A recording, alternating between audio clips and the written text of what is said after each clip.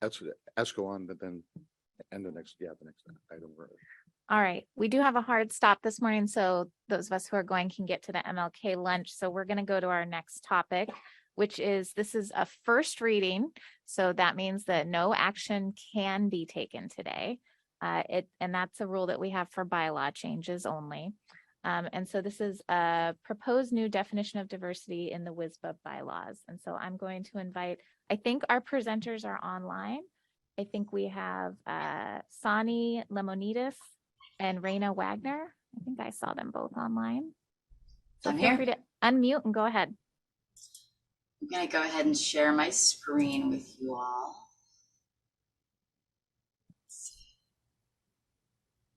Can you see that? Just want to make sure I'm getting it. Yes. Okay, great. So good morning. My name is Sani Lemonidis. I'm with Lemonidis Consulting and Law Group. I'm really honored to be here today. I'm a DEI council member, and I currently chair the council's definition of diversity work group. Joining me today to help answer your questions if need be is DEI council co-chair Raina Wagner. So I thank you. So I've been tasked with providing you guys with the first reading of the council's proposed amendment to the bylaws regarding eligibility criteria for at-large governor seats. At the end of my presentation, I'll open it up for your questions and feedback. If you could hold it until the end, I'd appreciate it. So the council's been working on this proposed amendment for over a year and a half. And during that span, we've spent a considerable amount of time gathering feedback and input from underrepresented members and community stakeholders from across the state. The council submitted a comprehensive memo outlining this process. We can get more details, and they can be found in the regular materials, starting at page 61. I just want to clarify, the proposal that we're putting out for first reading today is not making changes to the WSBA's broad policy definition of diversity. It's going to be limited strictly to amending eligibility criteria in Article 6 of the bylaws as it pertains to at-large governor candidates. And it provides a more defined definition of diversity such that the election process is going to be more closely aligned with what the BOG's stated intent for the creation of these seats were. I'll review that proposed language and those changes with you shortly, but I think it's important that I just kind of provide you all with some context and historical background that's kind of underlying this proposed comment. So in 2001, BOG resolved to create 2 at-large diversity seats and designated that those governor positions are to be filled by representatives who have the experience and knowledge of the needs of lawyers whose membership is or may be historically underrepresented in governance. That resolution, if you did want to look at it, is also in your regular materials around pages 67 to 8. Now, the BOG's express purpose, which was enshrined in Article 6 of the bylaws, was that members from historically underrepresented communities would be the candidates to fill those at-large governor seats, and thereby increase diversity in our leadership. When we fast forward about 20 years, in 2021, Article 6 of the bylaws, which was mentioned a little bit earlier, was amended to change the process by which members got elected to fill those seats. And under that amended process, the governor positions are now subject to an electorate of statewide WSBA members. In addition, candidates for those diversity seats are interviewed by the DEI Council before they're advanced and placed on the ballot. Council also submitted a memo regarding those amendments, which are also in your regular materials around page 70 to 71. Okay, so then after the 2021 amendments, the council really just kind of recognized that the language describing the at-large governor criteria was so broad, it just wasn't clear whether those positions provided an increased representation of historically underrepresented members as the BOG originally intended in 2001. Now, please note that revising the definition of diversity for these at-large seats is not intended to exclude or create additional restrictions or any other means of obtaining a seat on the BOG. The BOG has historically recognized that attracting and retaining diverse communities in the legal field requires meaningful and creative pipeline efforts that are going to be responsive to and mitigate those historical barriers.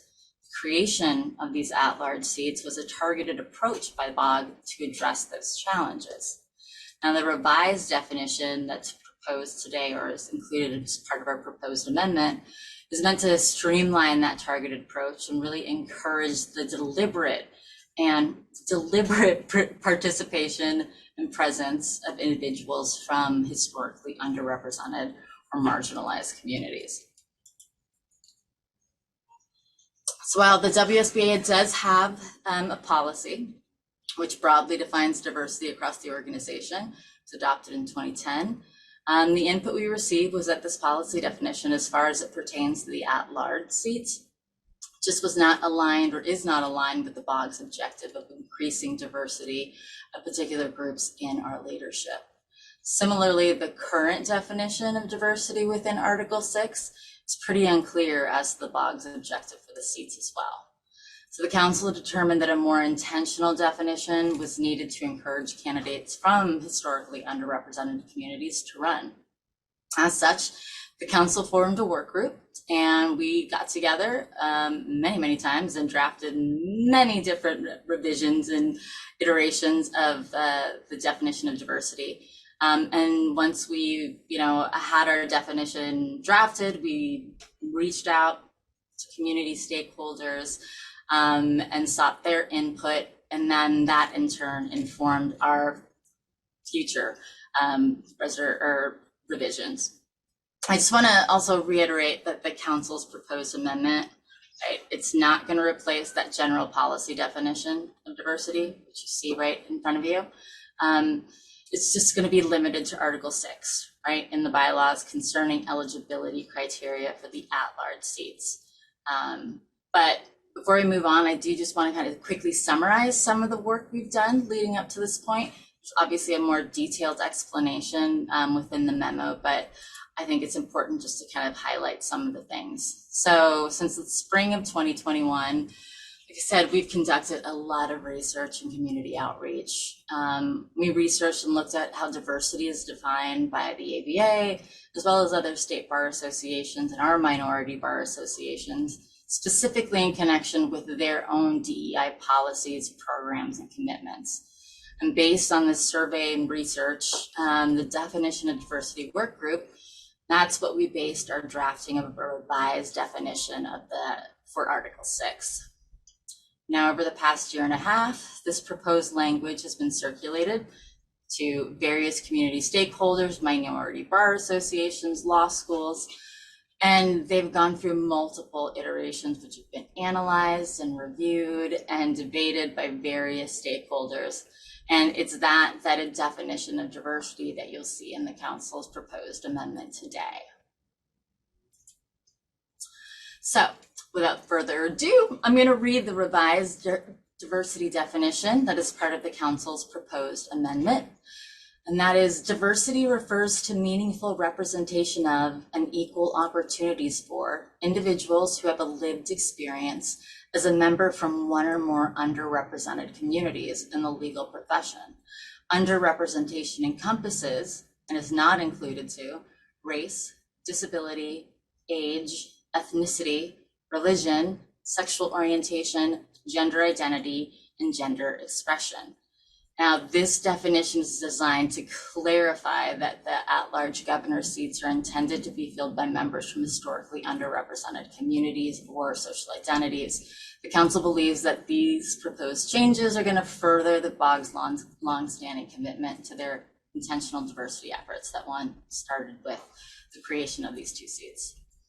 If you compare with the broad policy definition that I had up on the screen earlier, the one that was adopted back in 2010, you'll see that the council's definition doesn't include some of the same groups and or social identities that are included in that policy definition. And this was because the council determined that since they're not tied to further the presence of historically underrepresented communities, SWOG intended that they would not be included. This was also feedback that we'd received from the stakeholders who had reviewed and looked at our language and asked those tough questions as to what should we include and what we didn't. Once again, the memo provides a pretty detailed breakdown, but just a few things to kind of highlight. So for example, in the 2010 definition, there's area of practice and years in practice. We even included them because they're not tied to the communities who have historical underrepresentation. Geography isn't included because the district governors already provide geographic representation, as do the bylaws read the representation of bar presidents from Eastern Washington. And the other social identities were largely left out, except that we added religion to recognize that there are also members from underrepresented religious backgrounds, and clarified also that gender can be about gender identity and gender expression. Here is a red line version of the applicable part of Article 6 that we are proposing an amendment to. So if you'll see, the council believes that this revised definition of diversity within this section is effectively aligned with the BOG's commitment to promoting diversity and equity in our leadership. It also more accurately delineates that the historically underrepresented groups that the diversity seats are intended to represent and be filled by. There's also clarifying language up top, you'll see the red track changes, that at-large governors should identify with and have a lived experience with one or more of these social identities, as opposed to just simply knowledge about it. Meaningful representation, at a level, those who have that lived experience of being marginalized really brings an ongoing and valuable perspective to the BOG. And recognition of systemically marginalized communities and identities which are listed non-exclusively in the proposed definition. As you see, it is not finite. We believe will provide the opportunity for more meaningful diversity of perspectives on the BOG. And with that, I will open it up for questions, and got Raina and Sanitha and Diana, I might call on you too.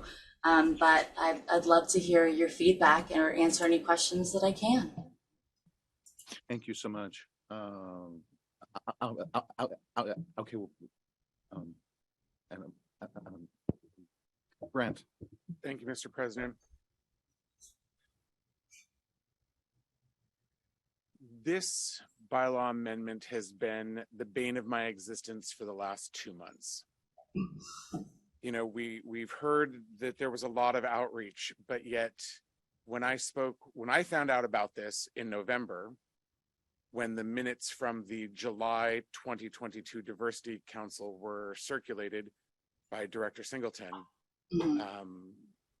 I reached out to all of the liaisonships that I have and said, are you aware of this? Has anyone spoken with you? Have you provided any input?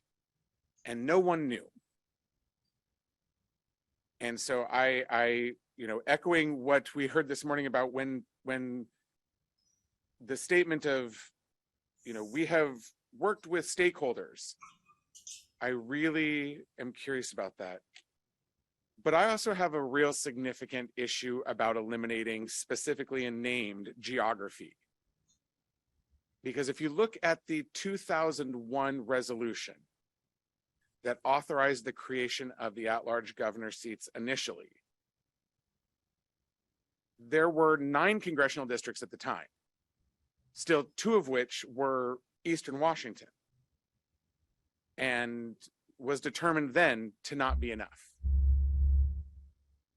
And we now have 10 congressional districts, 11 representatives, 7 split into, for those who aren't familiar with our BOG makeup.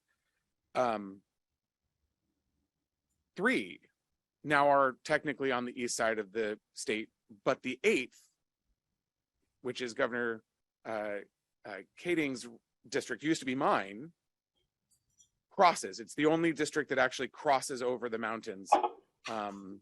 And in the history of the 8th, when it's been over into the east side of the state, it's not been held by somebody from Eastern Washington.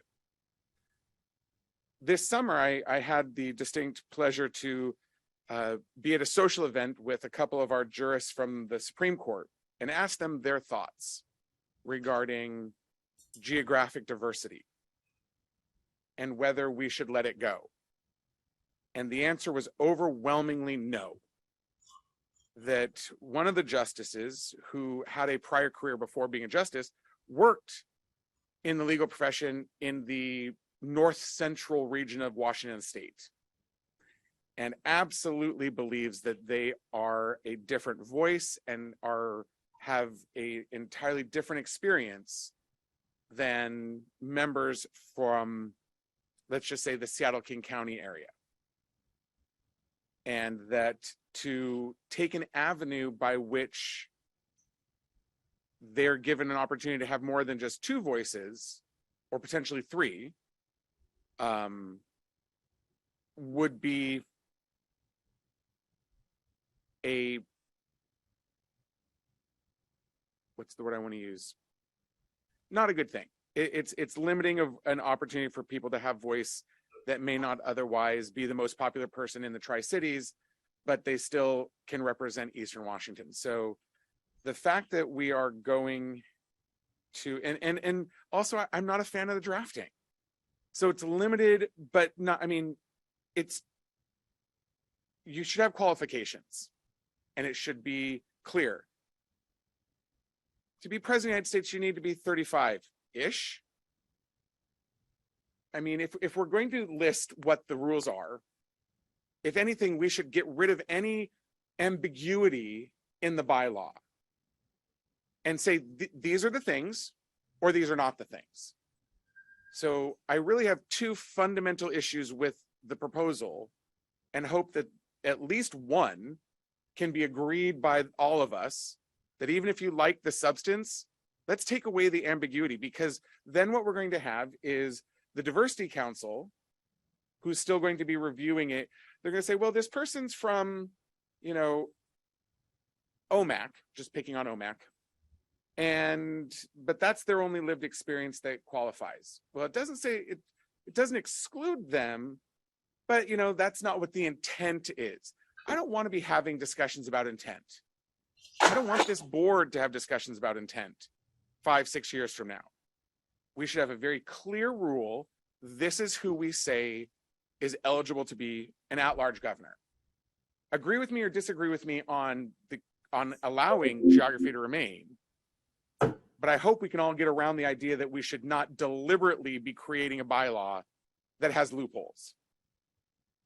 Thank you. Thanks, Brent. I'm going to turn next. Okay, to Hunter.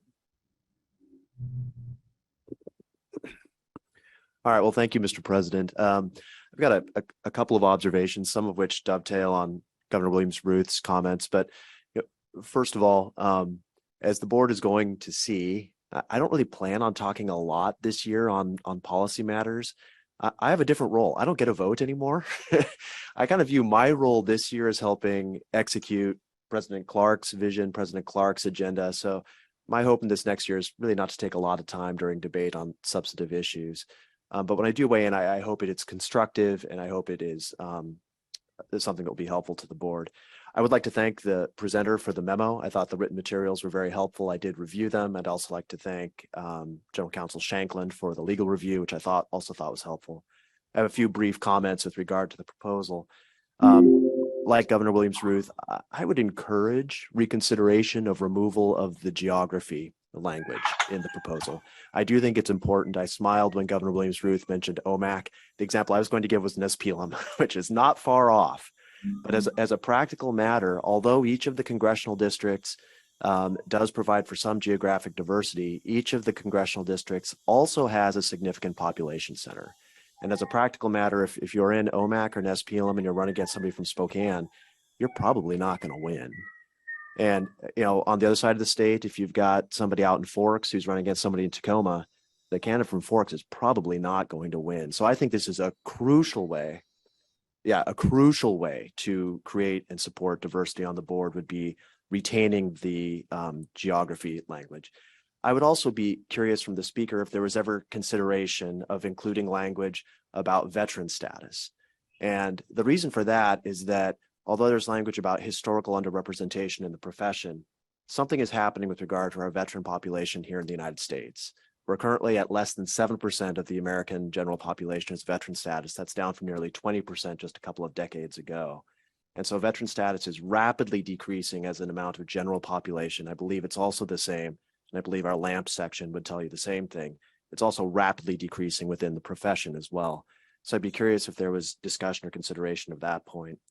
And then my last comment, hopefully a constructive piece of feedback to the speaker, is I wonder, or rather I would encourage reconsideration of removal of the language at the end of the existing policy that says that no factor will be considered determinative.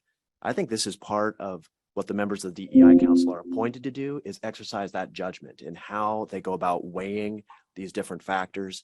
I would encourage retention of language that says that no single factor will be considered determinative. Thank you, Mr. President. Thank you, Hunter. One comment. OMAC as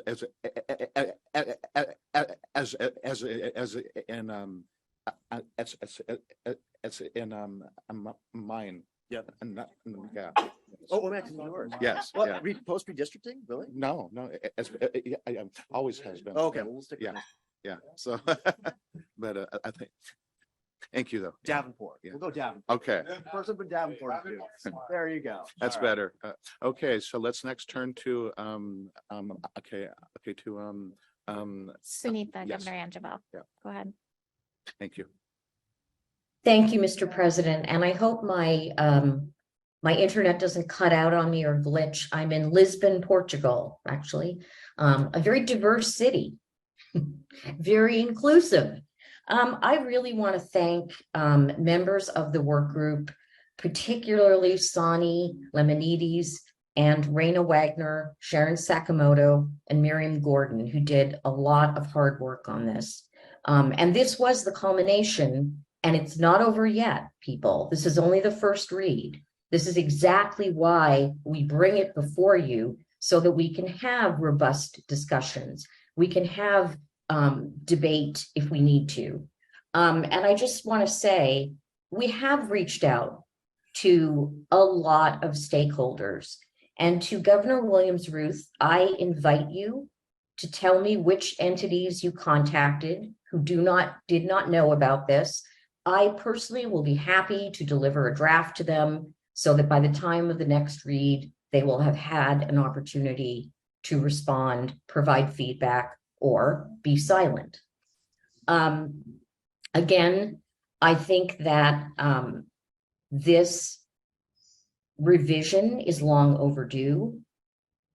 I know that the issue of whether geography should be included or not may be a sensitive point for some, but I'm just going to put it plainly. I truly believe geographic representation is covered by congressional districts, period.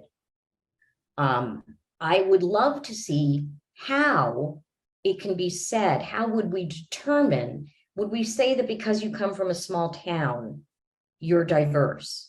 Who makes the decision of how small the town is?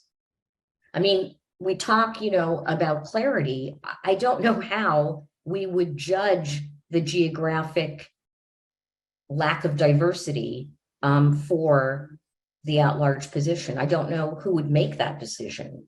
What we've tried to craft in this definition is a guideline to assist the Diversity Council in vetting candidates for the seat. It's for a very specific purpose. I really hope to hear from all of you about why you don't agree with it. We are very open and want to include consideration of everyone's opinion. So I hope you support it. I hope if you don't support it, you reach out and tell us what your thoughts and concerns are. Thank you. Thanks, Sunitha. Okay, next let's turn to Rajiv. Hi, Sunitha kind of said some of what I wanted to say, but most importantly, just as a member out in the audience, I wanted to say thank you to the speaker and to Rania and for everyone who worked hard on this as a member and working hard for the membership. I know you're volunteers, and there's those of us out here who just love that you've put in all this time effort and energy into it. And, you know, it's brave to come to the Board of Governors and bring these ideas of change, and change is hard and society is hard, but thank you so much. Thanks, Rajiv.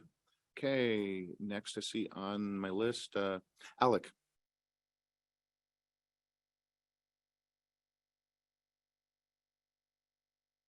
Already then, I'm sorry, Governor Boyd. That's okay. Lauren, I'll you're be next. I'll be fast. Okay. Just two thoughts. Talking about geography, I think what we're really talking about is people that come from rural areas. So I perhaps instead of, if we were going to consider including the word geography, maybe we change that to the word rural communities, or the phrase rural communities. But I'm wondering if this isn't the correct vehicle to encourage diversity from rural communities on the board. I do think that the intent behind the diversity seats are historically unrepresented communities. I don't know that rural communities necessarily fit into that definition.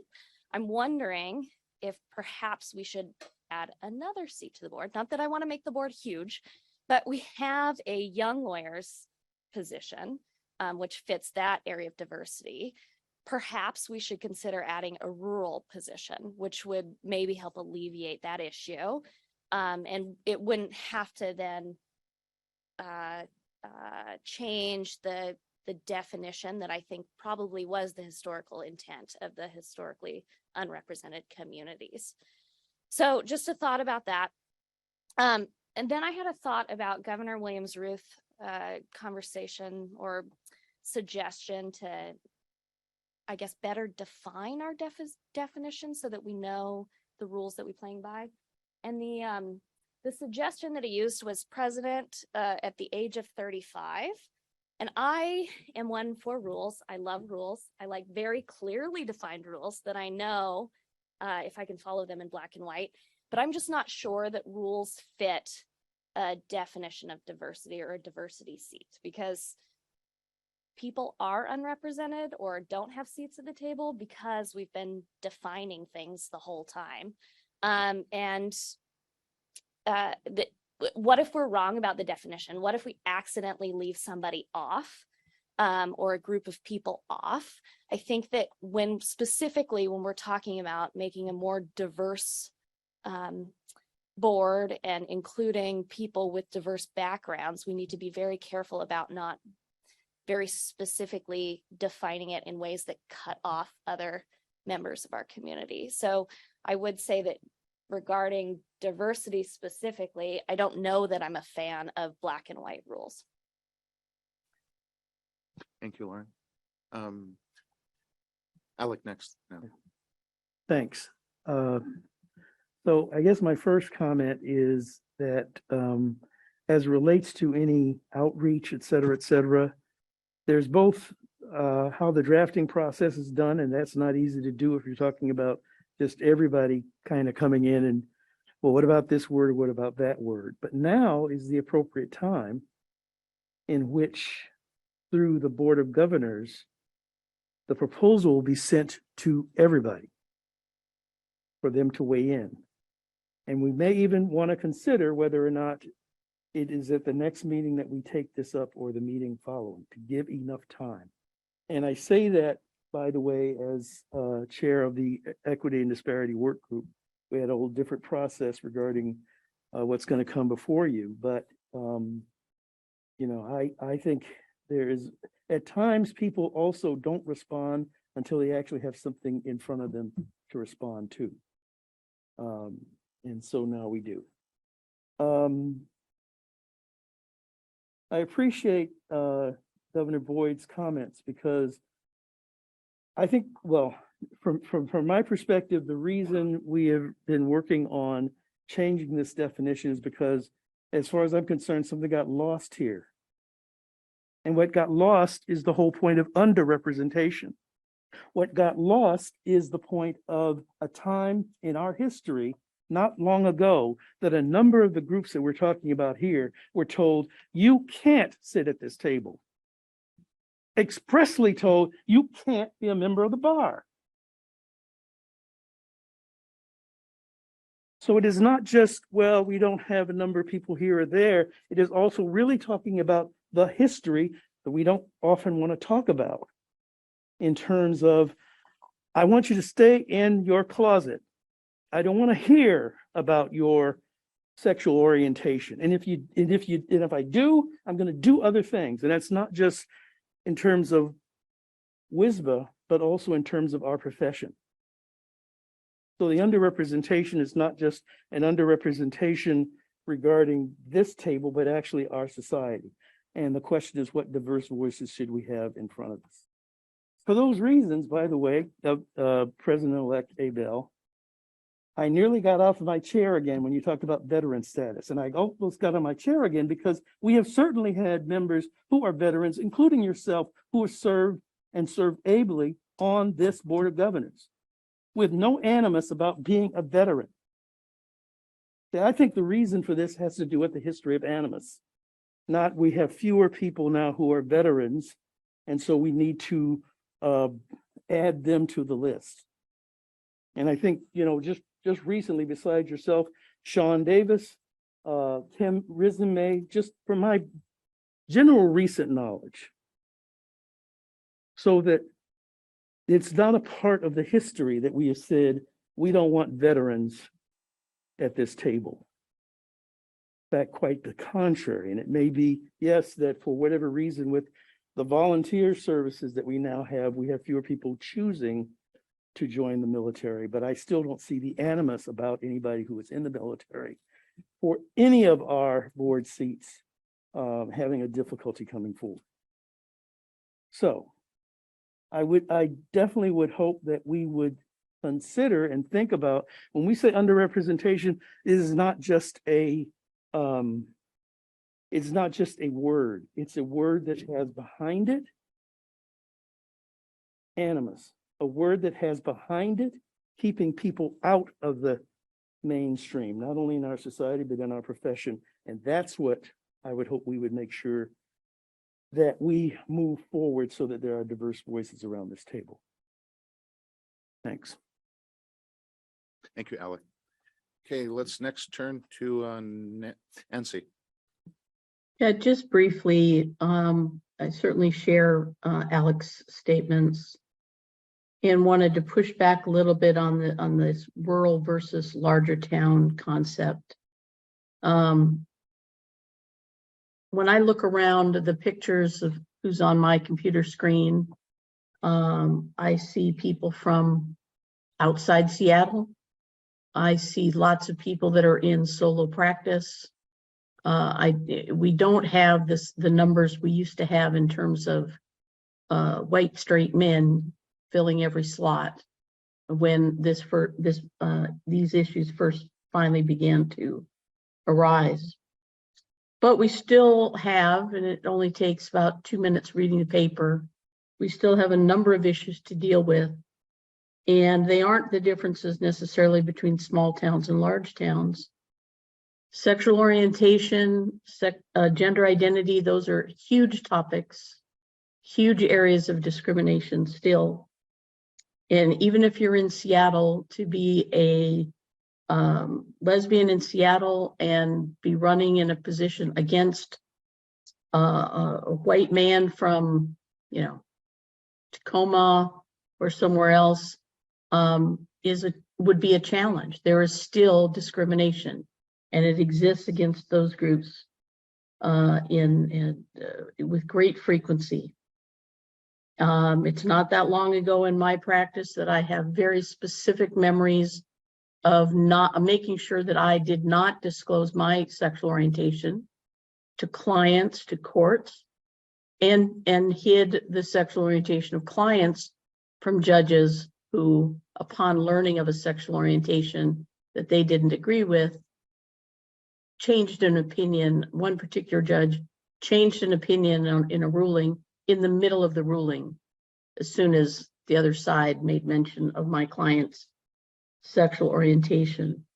So I agree that we need to focus on groups that are would otherwise have difficulty getting elected.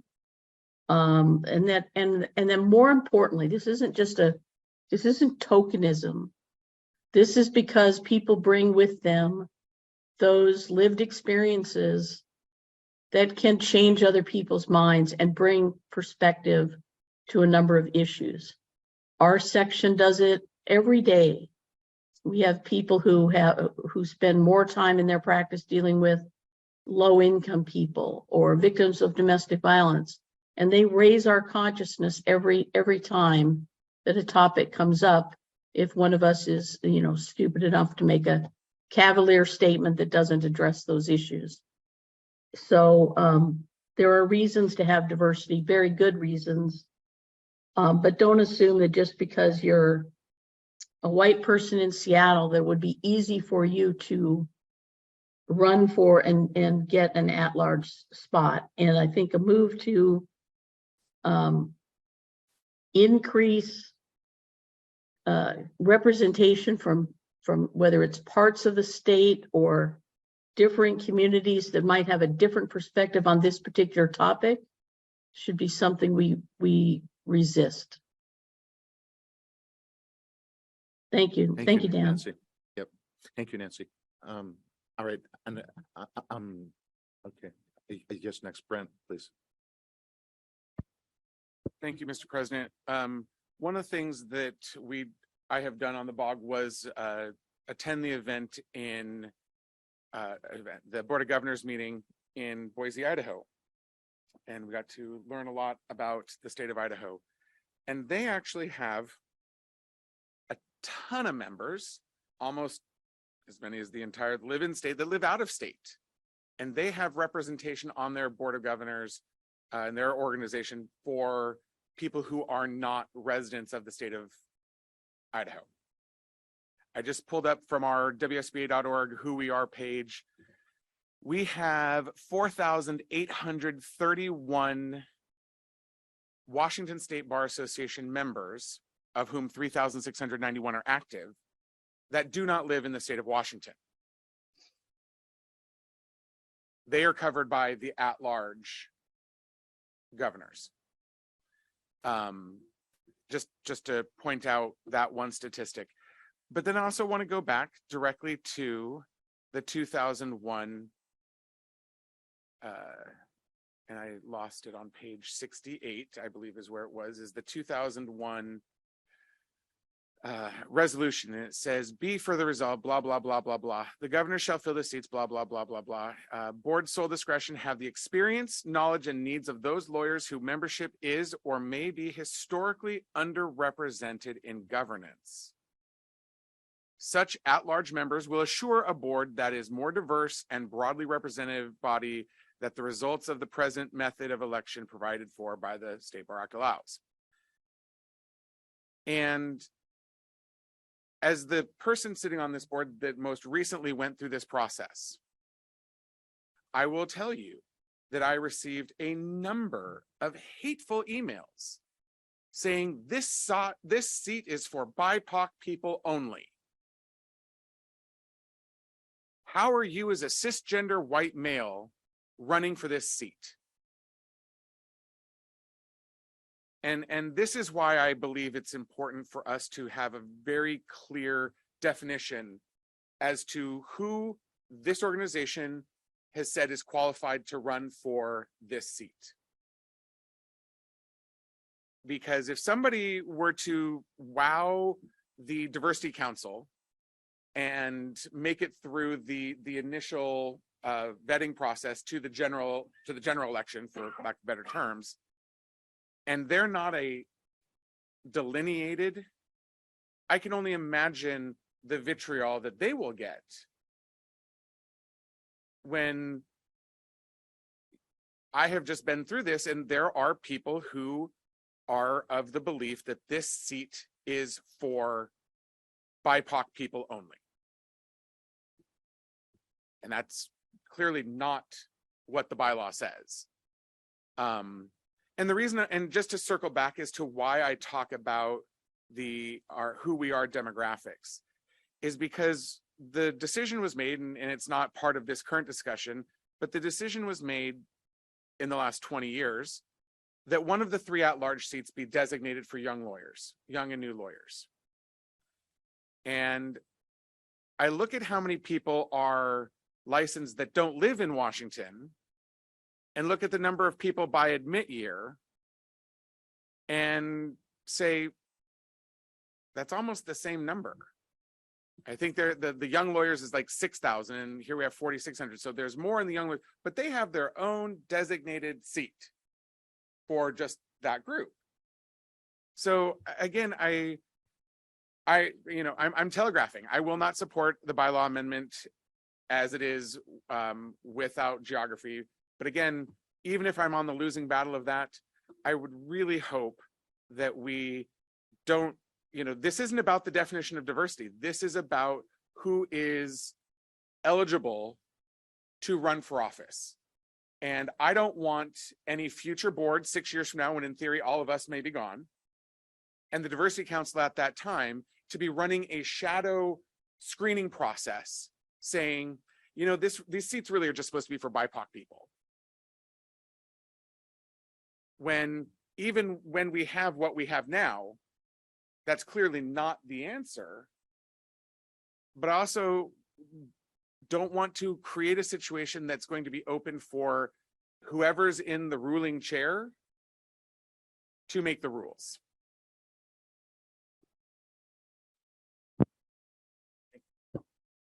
Thank you, Brent. I had saw the hand up by Shani, but now it's down. So I guess next in line would be Sunita.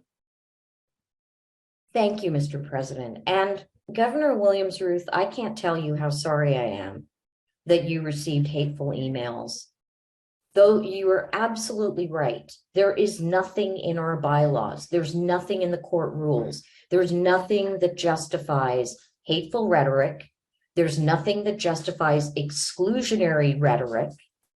And there is nothing that says diversity is only about being BIPOC. So if you received that kind of rhetoric from somebody, it's all the more reason why we need to be mindful of what we have to do to protect people. And that's what this is about. This is not about excluding people. I think that Governor Stevens really nailed it when he said it's about animus. It's about what groups of people have been prevented from taking a seat at the table. What groups of people have had hate directed against them? One of the first things I did when I was on the Diversity Council was I gave a CLE on mitigating bias. And the hateful emails and remarks that I received were astonishing, absolutely astonishing. But, I don't blame it on our bylaws, our definition of diversity, our policies, our court rules, or anybody who ever has been on the diversity committee, now council. I am sorry you went through that, but let's not, to use a terrible expression, throw the baby out with the bathwater.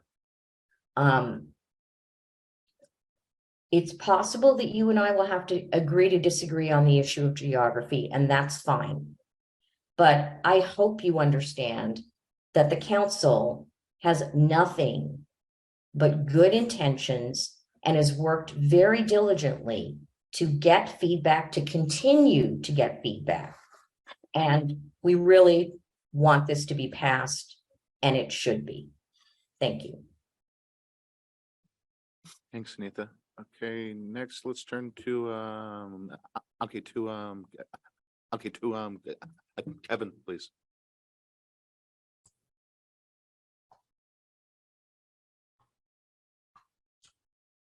All right, thank you, President Clark. The definition, the words that struck me in this definition are really lived experience. And I'm going to make myself pretty vulnerable here and talk about some lived experiences that I've had that I think might be relevant, particularly when we're talking about this issue of rural versus sort of city. So I grew up a very poor person in a Midwest rural community in Missouri. And I'm talking real rural. I grew up about 15 miles outside of a town of 7,000 people. So we thought the folks living in that town were city folk. I grew up country, and I grew up gay. So there's a few factors. So I was able to pull myself out of poverty, but I think there are a few factors that made it easier for me to pull myself out of poverty and get where I am today. And I'm just going to name them. Number one, I'm white. Number two, I'm male. And number three, and this is very important, I hid that I was gay for most of my life.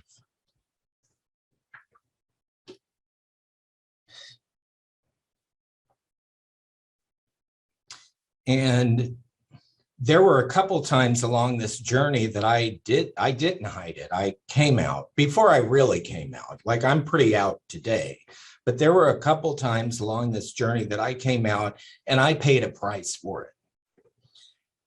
And that made me really think twice before I did it again.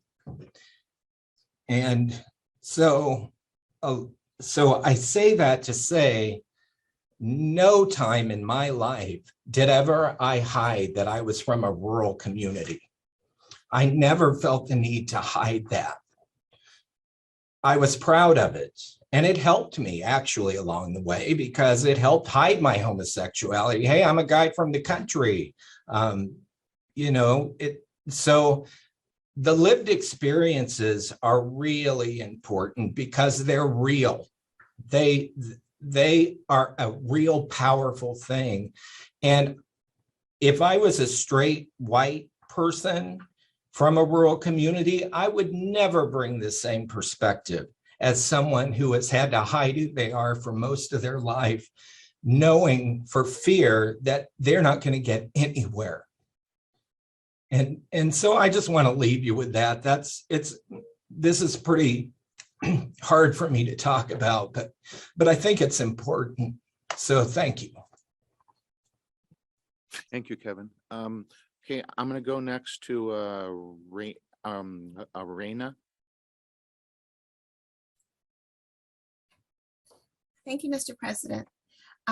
As mentioned, I'm Raina Wagner. I co-chair the DEI Council now with Governor Angeville, and I'm very proud of the work that we've done, including the year of outreach that we've had to stakeholders in minority bar associations and the Minority Justice Commission and the MBA leaders.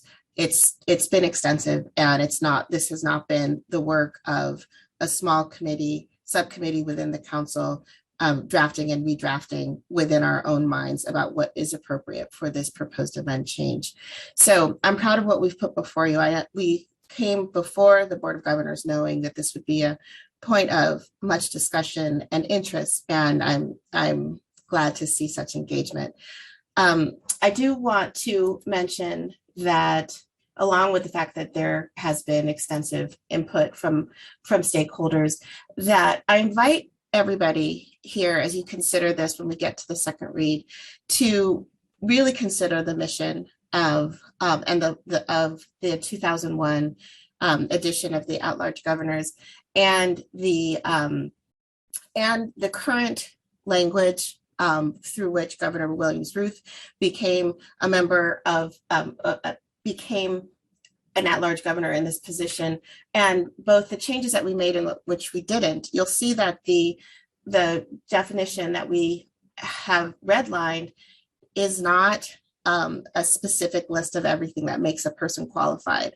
Because just as Governor Boyd mentioned, this is diversity. You have to, if you are too exclusive in how you consider it, you are automatically missing the forest for the trees, right? Because there was a time when people thought that by making landowners vote, you were casting a wide enough net, not considering that left out most of the population of this nation, and that when you extended the right to vote to women, you were still leaving out a third of the people in this nation because you made such a strict definition.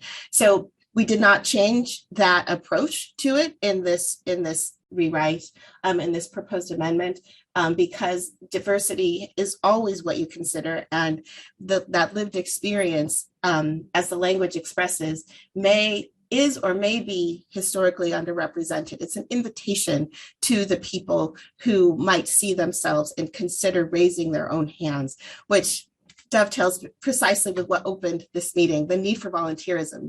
We need a definition here that will invite people who are or who may be part of underrepresented communities to raise their hands and agree to serve and to represent someone whose lived experience is not otherwise represented on this Board of Governors.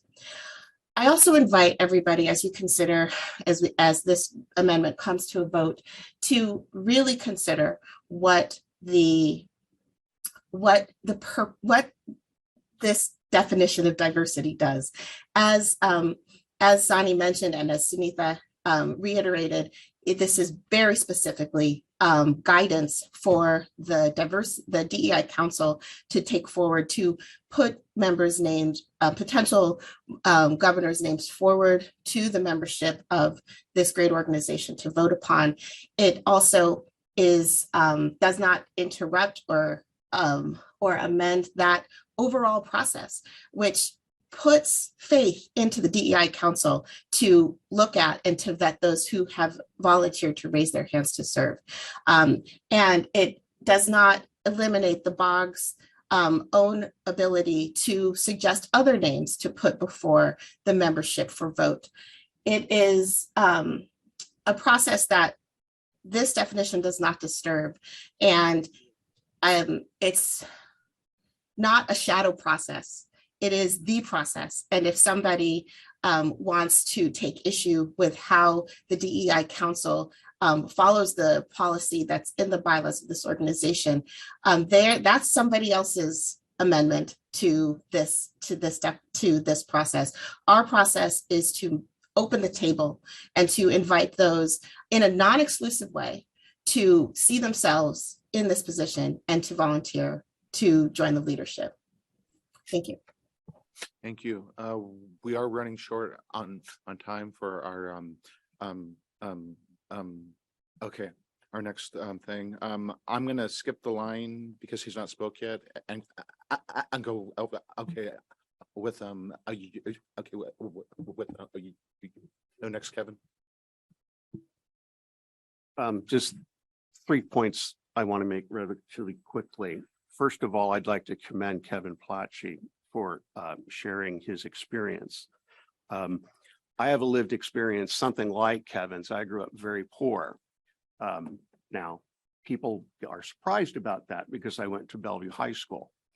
But like Kevin, growing up poor did not matter because I'm a white male. And as soon as I got to law school, the only thing that mattered was your first year grades. And I did well enough in law school that I did really well after law school. So I don't think growing up poor is necessarily a criterion for diversity once you're a lawyer. The second point, the intent of the 2001 Board of Governors in setting up the at-large position is really irrelevant. That's 20 years ago. We're or should be as malleable as the Constitution in adopting our policies to the lived experience of the day. Now, the third thing I have is a question. the DEI council decides who's going to be elected or who will be up for election. How does one get selected by the DEI council? And can a diverse person ask them? How would they know to do that? Or are they recruited? And what are the criterion for that recruitment? I guess that's what we're talking about. Thank you, Kevin. All right. Yeah. So first of all, I can answer some of those questions. Oh, yes, right. The first thing I want everybody to understand is this definition does not say to anybody, you can't file for anything you want to file for. That's the first thing. The DEI council's role actually comes into play much more when you have more than 3 candidates.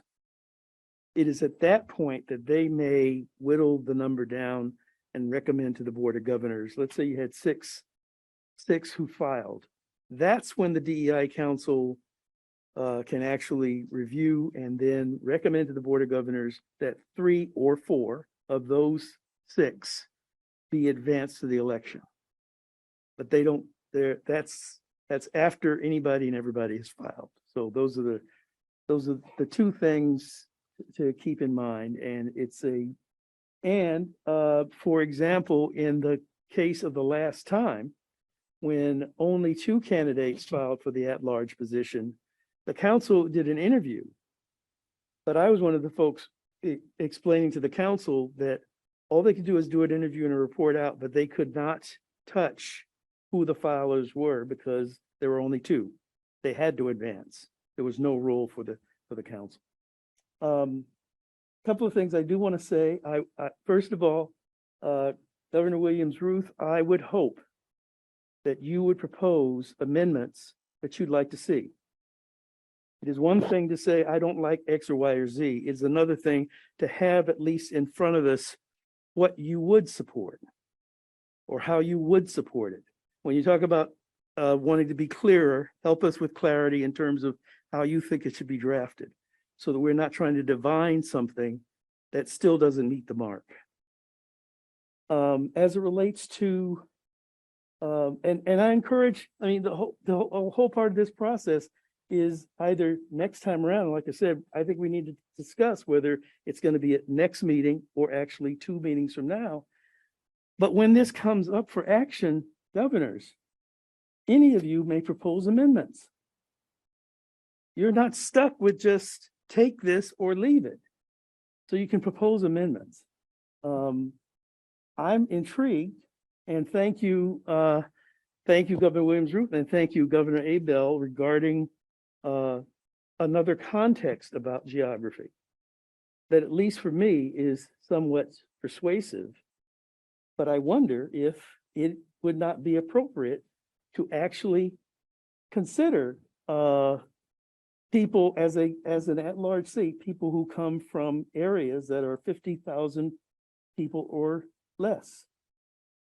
Because that is something that I am actually curious about, and we in fact have the STAR group because of that.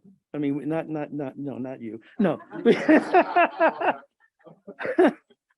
But we have the STAR Council because we've actually identified a issue and a concern regarding fewer and fewer lawyers serving smaller communities. So that's something to keep in mind. Yeah, that's it. Okay, great. Well, thank you so much, you all, and I think we are adjourned. I will close the meeting.